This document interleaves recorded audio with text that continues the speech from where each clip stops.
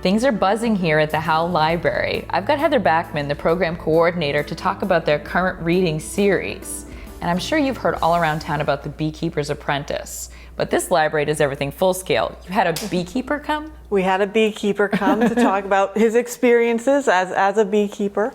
And of course, the book itself doesn't touch heavily on beekeeping. It's kind of a theme that extends through. But one of the things that we try to do with this series is to pull out a lot of different topics from the book and do a little bit on each of them to engage a lot of different people. So one of the parts of the book is about how women's roles and what they could do changed throughout World War I as society kind of had to shift to accommodate the loss of a lot of young men, or having somebody come in to talk about women in World War I Britain. Or of course having a couple of programs on Sherlock Holmes. This is a Sherlock Holmes book. Yes. And we'll be hosting a murder mystery at the end of our series to tie in with the whole mystery element. We're also having the director of the New Hampshire State Forensic Laboratory coming to talk to us about modern day forensics. So we're trying to pull in a lot of different topics. Sounds like these books really come alive. They do, they do. We try to make them really vibrant for people and to really help people understand, how the book relates to them in their life, and to expose people to something new maybe that they haven't read yet and that they could enjoy. I think one of the things, particularly nowadays with our technology-filled life, it's so important to realize that sharing stories is how we connect to the world and to other people. And I really like what you do with the program and making this whole world come alive. What do you do as a program coordinator? It sounds like there's a lot more than just, this isn't a book club. Yeah, just for this series or overall? I was going to say overall, because there's a lot to do here. Overall, and my role as program coordinator is really actually only part of what I do here. It's about a third of my job, but I'm responsible for all of our adult events essentially. So I book everything, I manage the logistics, and I run most of the programs myself. For a series like this, that means that I coordinate the committee that picks the book, and we do accept suggestions from the public every year. We really value those, so people can contact me or the library if they have a great book they think that everybody should read.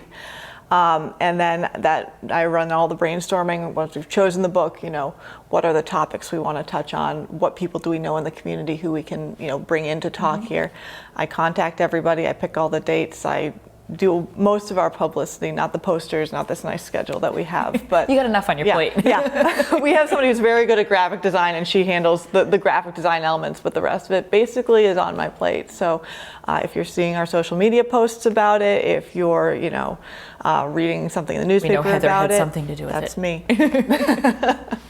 Now, what about someone who hasn't probably gone to a book event? You're like me, you sit home, you got your fireplace, you got your hot cocoa, and books are very private. What about taking it, into a public group? What would you say to someone maybe trying it the first time? I'd say, you don't actually have to have read the book to come to any of these except our discussion. So even if the topic interests you, if you don't want to, because reading, of course, is a very private experience for a lot of people.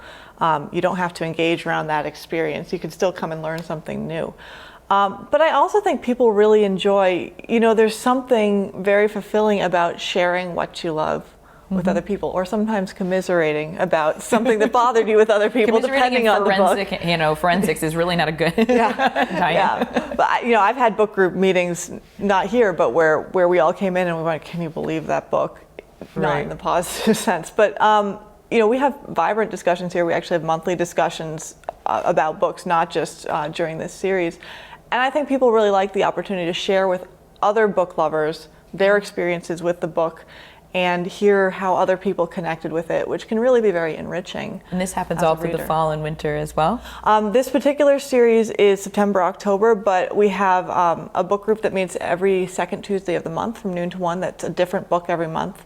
We have a nonfiction book group that meets every other month on Thursday evenings, third Thursdays.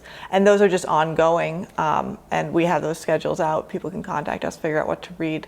All of our discussion books, everyone is reading books included, are available for checkout to anybody, regardless of whether they're a library card holder.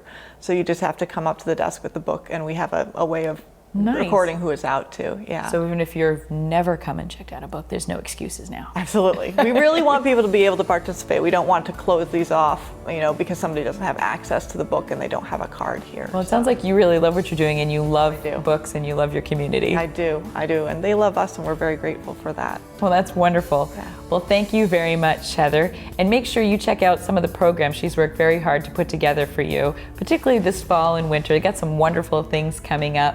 And it's a great way for you to connect with friends and family and other people in the community who may just like the same things you do.